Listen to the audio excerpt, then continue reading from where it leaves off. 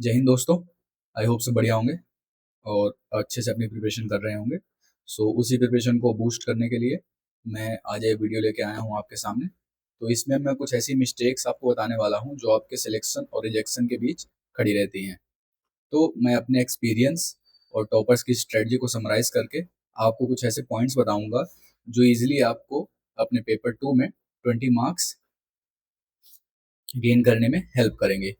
तो ये कुछ ऐसे सीक्रेट्स हैं जो जल्दी आपको कहीं देखने को नहीं मिलेंगे। ये मैंने अपने एक्सपीरियंस से सीखा है और टॉपर से बात करके मैंने ये समझा है कि कैसे वो अलग खड़े होते हैं ऑर्डिनरी कैंडिडेट से। तो चलिए बिना किसी देरी के शुरू करते हैं। आपका टाइम मेरे लिए इम्पोर्टेंट है, मैं यहाँ कोई बकवास करने नहीं आया हूँ। मैं आपको टिप्स बताता हूँ। तो जो पहली आपकी कह सकते हैं पॉइंट है वो है, देखिए आपके सामने पहला जो पेपर खोलेंगे क्वेश्चन पेपर, उसमें आपके सामने ऐसे आता है, ठीक है। फिर आर्ग्यूमेंट, फिर रिपोर्ट, फिर प्रेसी, पैसेज, फिर ग्रामर का सेक्शन। तो आप सीधा ऐसे से शुरुआत मत करिए। तो पहला जो है, डू नॉट स्टार्ट विथ ऐसे। ऐसा मैं क्यों बोल रहा हूँ, क्योंकि देखिए आप एकदम फ्रेश दिमाग से गए होते हैं। कई लोग ये बोलते हैं कि ऐसे लिखो, फ्रेश रहता है, पॉइंट्स आते हैं, लेकिन मैं ऐसा सजेस्ट नहीं करूंगा। उसके लिए मैं आपको पॉइंट बताता हूँ कि आप ऐसे लिखना चालू करोगे और ऐसे को बहुत अच्छा बनाने के लिए आप इसमें जितना टाइम रिक्वायर्ड है उससे ज़्यादा दे दोगे। तो देखिए आप पेपर 1 लिख के आए होते हैं, आपका माइंड जो है वो थोड़ा सा थका हुआ होता है, तो इसीलिए ऐसे आप ना स्टार्ट करें। इसकी जगह आप क्या कर सकते हैं, जो आपका प्रेसी है या ग्रामर है और पैसेज है, ये थोड़े से लो हैंगिंग फ्रूट्स हैं। अगर आप इनको पहले अटेम्प्ट कर लेंगे तो आपका जो पेन है उसका फ्लो भी आ जाएगा और आपके दिमाग जो है वो भी चलने लगेगा। तो पहले आप इनको अटेम्प्ट करिए, फिर इसके बाद आप ऐसे कर सकते हैं, क्योंकि ये 80 मार्क्स का होता है तो आप इसको छोड़ तो सकते नहीं हैं, या लास्ट में भी नहीं कर सकते, इतना बड़ा रिस्क आप नहीं ले सकते। तो उसके बाद आप ऐसे करिए, फिर आप आर्ग्यूमेंट कर सकते हैं, ठीक है। फिर लास्ट में आप अपने रिपोर्ट लिख सकते हैं। देखिए रिपोर्ट एक एक पेज में लिखनी होती है, तो इसको आप इजीली 5-5 मिनट में भी, अगर आपके पास टाइम नहीं बचा है लास्ट में, तो आप ये कर सकते हैं। तो पहला पॉइंट ये था दोस्तों, ठीक है। अब देखिए दूसरा पॉइंट है मैं आपको एसे के बारे में, क्योंकि ये हमारा जो मेजर चंक होता है हमारे पेपर में वो एसे का होता है। 80 मार्क्स का एसे होता है और आपको 4 एसे लिखने होते हैं। तो देखिए ईजी नहीं है बिल्कुल भी, और मैं इसके लिए आपको थोड़े से ट्रिक्स बता देता हूँ जिससे आपको हेल्प होगी ऐसे अपना लिखने में। तो देखिए आपके सामने 6 ऑप्शंस होते हैं ऐसे लिखने के, उसमें आपको 4 चूज करने होते हैं। तो आप वो वाला ऐसे मत चूज करिए जो आपको अच्छा लग रहा है देखने में। मान लीजिए बहुत इजी इजी टॉपिक आ गया कोई, तो आप इसके चक्कर में कि यार ये अच्छा लग रहा है, इस पे मैं लिख सकता हूँ, आप ये सोच के वो ऐसे मत चूज करिए। आप वो ऐसे चूज करिए जिसमें आप एटलीस्ट 6 से 8 डायमेंशन जनरेट कर पाएं। तो एटलीस्ट 6 से 8 डायमेंशन आप उस ऐसे में जनरेट कर पाएं, क्योंकि ऐसे तो देखिए कोई भी लिख देगा, लेकिन वो ऐसे जो एग्जामिनर को इम्प्रेस कर दे और उससे मार्क्स देने पर मजबूर कर दे, वो ऐसे आप चूज करिए। तो उसके लिए आपको उसमें डायमेंशंस लाने होंगे, अलग अलग डायमेंशन। कौन कौन से, जैसे पॉलिटिकल डायमेंशन हो गया, फिर इकोनॉमिक डायमेंशन हो गया, सोसाइटल हो गया, ठीक है, एनवायरनमेंट का हो गया, फिर लीगल एंगल हो गया, सिक्योरिटी का हो गया, ठीक है। और भी बहुत सारे यहाँ पर एंगल हो सकते हैं, ठीक है। एथिकल एंगल हो गया। तो ऐसे एंगल जिस ऐसे में आप जनरेट कर पाए वही ऐसे आप चुनिए। और इसके लिए ये कैसे आपको पता चलेगा, इसके लिए आप एक रफ वर्क करिए। 2 मिनट दीजिए आप अपने ए से शुरू करने से पहले, आप 2 मिनट दीजिए जिसमें रफ में आप एक आउटलाइन बनाइए। इस आउटलाइन में आपको लिखना है जो पॉइंट्स है, इंट्रो में आपको क्या डालना है, फिर बॉडी में क्या डालना है, फिर कंक्लूजन में क्या डालना है, ये सब आप पॉइंट्स फॉर्म में इस रफ आउटलाइन में लिख लीजिए। पीछे आपको रफ पेज दिया होता है, उसमें आप ये लिख सकते हैं, ठीक है। तो अगर आप ये रफ आउटलाइन बना लेंगे तो आपको समझ में आ जाएगा कि कौन सा ऐसे आपके लिए सही रहेगा लिखना। फिर उसमें आप डायमेंशन डाल दीजिए, तो आपका ऐसे एक इम्पैक्टफुल ऐसे बन जाएगा। और जो ऐसे का इंट्रो होता है उसके लिए देखिए लोग बोलते हैं कि इसमें डेटा से फैक्ट से स्टार्ट करिए, मैं कहूँगा नहीं। किसी ऐसे में डेटा फैक्ट से स्टार्ट करना अच्छा इंप्रेशन नहीं देता है। इंस्टेड आप कोई रिसेंट कोई इवेंट हुआ है, मान लीजिए नेशनल इवेंट हुआ है, आप अगर वो आपके ऐसे में रेलेवेंट है तो आप उसको डाल सकते हैं अपने इंट्रो में स्टार्टिंग में। आप कोई अपना रियल लाइफ एग्जांपल डाल सकते हैं जो आपने फेस किया हो, रियल लाइफ एग्जांपल भी शुरू कर सकते हैं। या कोई स्टोरी आपको बहुत बढ़िया याद है, आप उससे शुरू कर सकते हैं, या कोई आपको रेलेवेंट कोट है। तो अगर आप इनसे अपना ऐसे शुरू करेंगे तो आपको फायदा होगा और आपको इंट्रो एक अच्छा इंट्रो बनेगा। ठीक है, फिर बात करते हैं कंक्लूजन की। देखिए कंक्लूजन क्या होना चाहिए, कंक्लूजन ऐसा होना चाहिए कि लगे एग्जामिनर को पढ़ के कि हाँ किसी ऑफिसर की कॉपी वो चेक कर रहा है। तो उसके लिए आपको कंक्लूजन में क्या करना पड़ेगा, एक सॉल्यूशन ओरिएंटेड अप्रोच रखनी पड़ेगी, जिसमें दिखना चाहिए कि आप एक पॉजिटिव एटीट्यूड वाले व्यक्ति हैं, और इसमें आप एक इंक्लूसिव डेवलपमेंट या इंक्लूसिविटी, आपकी इंक्लूसिविटी झलकनी चाहिए आपके ऐसे में, जिससे आपकी पर्सनैलिटी रिफ्लेक्ट हो। देखिए जो भी आपका पेपर है ना, वो आपके बारे में बताता है, वो आपकी पर्सनैलिटी को रिफ्लेक्ट करता है। तो उसमें दिखना चाहिए कि हाँ भाई इस बंदे में क्लैरिटी ऑफ थॉट्स है, ये एक इफेक्टिव कम्युनिकेशन कर सकता है, और ये बैलेंस रख सकता है अंडर प्रेशर भी। तो इसीलिए आपको प्रैक्टिकल और जो ह्यूमन सॉल्यूशंस हैं वो आपको देने पड़ेंगे। तो ये इंट्रो हो गया, कंक्लूजन हो गया, बॉडी के लिए मैंने आपको बता दिया क्या करना है, आपको डायमेंशन सोचना है और उन्हीं डायमेंशंस में आपको अपने ओपिनियंस या पॉइंट्स देने हैं। ठीक है, तो चलिए ये हमारा ऐसे की बात हो गई। अब जो दूसरा हम बात करने वाले हैं वो है आर्गुमेंट और रिपोर्ट राइटिंग के बारे में मैंने आपको बता दिया है। आर्गुमेंट में आपको एक बैलेंस रखना पड़ेगा, फॉर एंड अगेंस्ट में चार चार पॉइंट देने हैं। रिपोर्ट में आपको फॉर्मेट का ध्यान रखना है। देखिए आर्गुमेंट में आपको बैलेंस दिखाना है लास्ट में, और 4 पॉइंट्स फॉर के लिए, 4 से 5 पॉइंट्स अगेंस्ट के लिए, दोनों के लिए आपको देने हैं। तो आपका आर्गुमेंट हो जाएगा। रिपोर्ट में आपको जो मेन बात याद रखनी है वही है, दो चीज़ें सिर्फ याद रखनी है। फॉर्मेट का याद रखना है आपको, फॉर्मेट के लिए मैंने वीडियो बनाई हुई है, आप जाके चैनल पे देख लीजिएगा। और इसमें आपको फैक्ट्स जो है या रिपोर्ट्स हैं, स्कीम्स हैं, ये सब आपको इंक्लूड करना है अपनी रिपोर्ट अच्छी बनाने के लिए। तो ये रिपोर्ट और आर्गुमेंट के पॉइंट हो गए। ठीक है, तो हमारा ऐसे हो गया देखिए, फिर आर्गुमेंट और रिपोर्ट हो गया। तो अब तीसरा पॉइंट जो है मैं आपको बताता हूँ। देखिए तीसरा पॉइंट है आपका प्रेसी के लिए, मैं आपको बताता हूँ प्रेसी में क्या है। देखिए प्रेसी में जो बॉक्स दिए होते हैं आपको आंसर सीट में, वो जरूरी नहीं है कि 1/3 लेंथ के ही दिए हों। देखिए प्रेसी आपकी मान ली 450 वर्ड्स का आपका प्रेसी आया, अब आपको उसका 1/3 लिखना होता है, राइट। तो 1/3 मतलब कितना हो गया, 150 वर्ड्स। तो 150 वर्ड्स जो आपके बॉक्स दिए होंगे आपके आंसर शीट में, वो 200 से 250 होते हैं।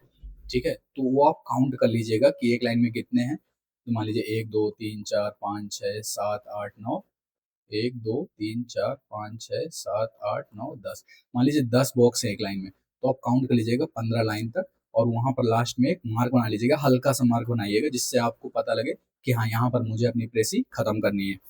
ठीक है, तो ये हो गया आपका रेसी का बॉक्स वाला। और याद रखिएगा इसमें वर्ड लिमिट बहुत इंपॉर्टेंट है, वर्ड लिमिट आप एक्सीड मत करिएगा, do not exceed word limit. यहाँ पर फिर नेगेटिव मार्किंग हो जाती है आपकी, तो इसलिए आप वर्ड लिमिट का ध्यान रखिएगा और इसको अपने ओन वर्ड्स में लिखिएगा।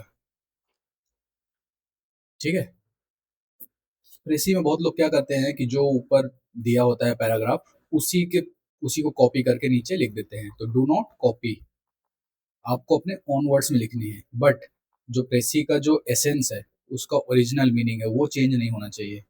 ओरिजिनल मीनिंग है जो प्रेसी का, वो चेंज नहीं होना चाहिए।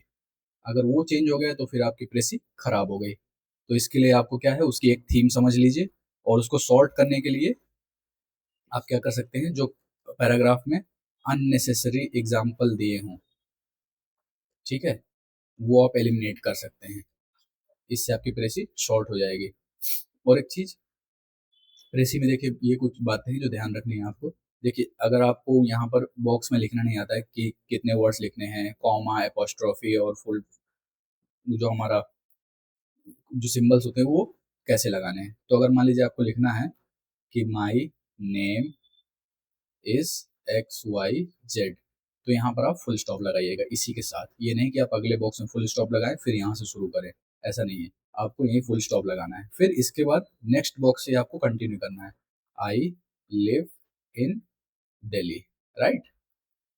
तो ये आप ऐसे लिखना है, आपको एक एक वर्ड आपको एक एक बॉक्स में लिखना है, और जहां पर आपका सेंटेंस खत्म हो रहा हो या कॉमा लग रहा हो उसी के आगे आपको लगाना है। तो ये प्रेसी के कुछ पॉइंट्स हो गए जो मैंने आपको बताया। फिर चलिए अब कॉम्प्रिहेंशन के कुछ पॉइंट्स देख लेते हैं। आप लास्ट तक वीडियो को देखिएगा, आपको समझ में आएगा कि हाँ ये इम्पोर्टेंट है और आपके लिए हेल्पफुल रहेगी। तो जो कॉम्प्रिहेंशन आता है आपका, उसको कैसे अच्छा अटेम्प्ट करें। देखिए कहते तो है कि बहुत इजी है, आपको पढ़ना और लिख देना है, लेकिन इतना भी इजी नहीं। देखिए कॉपी नहीं करना है आपको, do not copy. On words में लिखना है इसको भी, ऑन वर्ड्स में आपको आंसर्स लिखने हैं, और एकदम शॉर्ट और टू द पॉइंट आंसर लिखने हैं आपको, शॉर्ट और क्रिस्प आंसर लिखने हैं 3 से 4 लाइन में, ठीक है। क्योंकि दो दो नंबर के रहते हैं तो आप 3 से 4 लाइन में आप अपना इजिली आंसर कंप्लीट कर सकते हैं। तो ये कॉम्प्रिहेंशन का हो गया। फिर इसके बाद हम जो छठा पॉइंट देखेंगे वो है आपका ग्रामर। देखिए ग्रामर को आपको बिल्कुल भी इग्नोर नहीं करना है। मैं बार बार ये बोलता आ रहा हूँ, मैंने हर वीडियो में लगभग बोला है कि ग्रामर जो है आप नहीं इग्नोर करना है, क्योंकि ये 25 मार्क्स की आती है और आप इजिली यहाँ पर 10 से 12 नंबर ला सकते हैं, और ये आपकी फाइनल मेरिट में आपका एक इम्पोर्टेंट रोल प्ले कर सकते हैं। मैंने लोगों को देखता है 2-2 4-4 नंबर से बाहर होते हुए। तो आप ये गलती मत करिएगा, आप ग्रामर को अच्छे से ध्यान दीजिएगा और इसको अटेम्प्ट करके आइएगा। इसमें जो फ्रेजल वर्ब आते हैं ग्रामर में, ये 10 नंबर के आते हैं लास्ट में। इसके लिए मैंने वीडियो बनाया हुआ है अपने चैनल पे, मैं उसका लिंक डिस्क्रिप्शन में दे दूंगा। आप वो फ्रेजल वर्ब पढ़ के चले जाइएगा, उन्हीं से ही रिपीट होके आपके क्वेश्चन पेपर में आपको देखने को मिलेंगे। तो आप उनको अच्छे से अटेम्प्ट कर पाएंगे, और यहाँ पर आप इजिली यहाँ से 10 नंबर, और फिर जो बचे 15 नंबर उनमें आप 7 से 8 नंबर यहाँ से ला सकते हैं। तो आपके टोटल जो है वो 17 से 20 नंबर इसमें आ सकते हैं। तो 17 से 20 नंबर गाइज बहुत फर्क डाल देता है आपकी फाइनल मेरिट में। और अगर आपके नंबर कट ऑफ से ज़्यादा हैं तो आपको अपनी प्रेफरेंस जो है CISF, CRPF जो भी है आपकी प्रेफरेंस, वो आपको मिलने के चांसेस रहते हैं, नहीं तो आपको फिर अपनी लास्ट प्रेफरेंस मिलती है। तो इसीलिए ग्रामर इंपॉर्टेंट हो जाती है। फिर जो नेक्स्ट पॉइंट मैं आपको बताने वाला हूँ, देखिए 6 पॉइंट हो गए। फिर जो 7वां पॉइंट मैं आपको बताने वाला हूँ वो है प्रेजेंटेशन को लेके। देखिए आपको ज्ञान कितना भी हो, अगर आपको प्रेजेंट करना नहीं आता है तो आपको नंबर नहीं मिलेंगे। तो इसके कुछ एस्पेक्ट है तो बताता हूँ। एक तो आपकी गुड हैंड राइटिंग,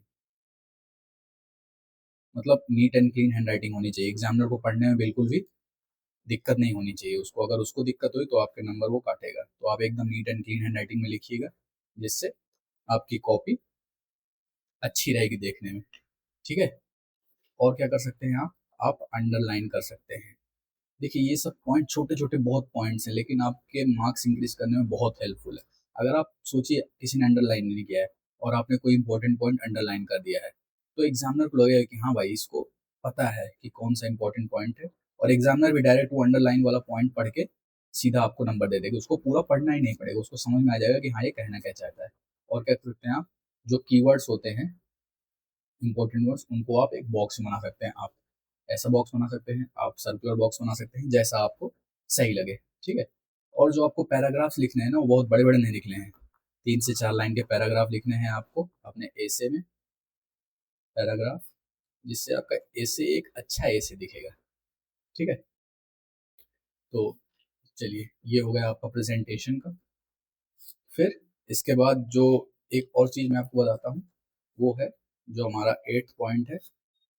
ये बहुत ही आपको बचकानी लगेगी और स्कूल लेवल की लगेगी, बट ये यहाँ पर रोल प्ले करती है। क्या है आपकी स्पेलिंग मिस्टेक्स। स्पेलिंग मिस्टेक्स नहीं होनी चाहिए। फिर कटिंग्स, बहुत कटा फटा आपका नहीं होना चाहिए। फिर ग्रामेटिकल एरर, ये नहीं होना चाहिए। तो ये बहुत छोटे छोटे पॉइंट्स हैं जो आपके एक एक नंबर दो दो नंबर कटवा देते हैं और आपको नुकसान होता है। फिर आपको मार्जिन्स का भी बहुत ध्यान रखना है गाइज। जो मार्जिन्स होती हैं पेपर में दिए होती हैं, आपको इसी के अंडर लिखना है, इसके बाहर कुछ नहीं लिखना है आपको। इससे आपके अगर आपने लिखा तो आपकी नेगेटिव मार्किंग होती है। तो मार्जिन्स आपकी नेगेटिव मार्किंग कराती हैं, इसीलिए आपको मार्जिन्स का भी बहुत ध्यान रखना है। ठीक है, चलिए फिर इसके बाद जो 9 पॉइंट है वो है आपका, आपको 5 से 7 मिनट लास्ट के अपने लिए बचाने हैं। ये क्यों बता रहा हूँ, आपको अपना पेपर रीचेक करना है कि यार कहीं मैंने स्पेलिंग मिस्टेक तो नहीं कर दी। आपने अंडरलाइन नहीं किया हो तो आप अंडरलाइन कर सकते हैं लास्ट में। ठीक है, तो ये चीज़ें आपको कीवर्ड्स आपके हाईलाइट कर सकते हैं। तो ये चीज़ें हैं जो आप लास्ट में अपना कर सकते हैं। और जो लास्ट चीज़ आपको बताने वाला हूँ वो है कि आप एक CAPF असिस्टेंट कमांडेंट बनने जा रहे हैं। तो आपका पेपर में वो दिखना चाहिए कि आपके अंदर वो क्वालिटी है, ऑफिसर लाइक क्वालिटी है आपके अंदर। तो ऑफिसर लाइक क्वालिटी क्या क्या होती है, देखिए, एक तो उसको क्लैरिटी ऑफ थॉट्स होना चाहिए। ठीक है, फिर उसका इफेक्टिव कम्युनिकेशन होना चाहिए, कम्युनिकेशन होना चाहिए। और क्या होना चाहिए, देखिए, उसको एक बैलेंस होना चाहिए उसके ओपिनियंस, उसके थॉट में। तो ये बैलेंस आपका आर्गुमेंट से चेक होता है। और आपका इफेक्टिव कम्युनिकेशन तो आपके पूरे पेपर में दिखता है, क्लैरिटी ऑफ थॉट्स आपके एसे में दिखता है। तो ये चीजें हैं जो आपको एकदम अलग खड़ा करेंगे, और उसको दिखेगा कि हाँ भाई ये बंदा एक ऑफिसर बनने के लायक है। तो अगर आपने ये चीजें फॉलो कर ली तो इजीली आपके +20 मार्क्स इंक्रीज हो जाएंगे पेपर में, ये मैं आपको गारंटी दे सकता हूँ। मैंने भी 5 अटेम्प्ट दिए हैं CAPF के, जिसमें मैंने 3 इंटरव्यू दिए हैं। ठीक है, तो मेरे पहले 2 अटेम्प्ट नहीं हुए, रिटर्न क्लियर नहीं हुआ। उसमें मैं यही गलती करता था कि मैं या तो पेपर कंप्लीट नहीं करता था या तो फॉर्मेट सही नहीं लिखता था। तो आपको ये गलतियां नहीं करनी है, इसीलिए मैं आपको यहाँ पर शॉर्ट में सारी चीज़ें बताई मैंने आपको। ठीक है, तो ये था वीडियो आज का गाइज। आई होप आपको क्लैरिटी मिली होगी चीज़ों की। तो अगर आपको ये वीडियो पसंद आया है तो प्लीज़ एक लाइक करिएगा इस वीडियो पे, और इस चैनल को सब्सक्राइब कर दीजिएगा। आगे भी ऐसी बहुत सारी वीडियोस अलग अलग एग्जाम्स के लिए मैं आपके लिए लेकर आऊँगा। मैंने CDS भी दिया है, मैंने CAPF के इंटरव्यू दिए हैं, मैंने IBACIO का भी इंटरव्यू दिया है। तो मेरे पास एक्सपीरियंस बहुत है इन एग्ज़ाम्स को क्लियर करने का और इनके इंटरव्यूज़ का। तो आपको अगर कोई डाउट है तो आप कमेंट में पूछ सकते हैं, या हमारा टेलीग्राम चैनल है आप उसको ज्वाइन कर सकते हैं, मैं उसका लिंक डिस्क्रिप्शन में दे दूंगा। वहाँ पर मैं आपको मटेरियल PDF और जो भी ट्रिक्स एंड टिप्स हैं, जो स्ट्रेटजी है, वो मैं प्रोवाइड कराता हूँ। तो आप उस चैनल ज्वाइन करके आप वहाँ पर सारी चीज़ें एक्सेस कर सकते हैं। सो ये था आज का session guys, thank you all. I hope आप बढ़िया से करेंगे और you will pass with the flying colours. So that's all for today, मिलते हैं अगली वीडियो पे। आप कमेंट करके बताइएगा अगली वीडियो आपको किस टॉपिक पे चाहिए, या आपके जो भी डाउट्स हो आप कमेंट पे पूछ सकते हैं। सो थैंक यू एंड जय हिंद।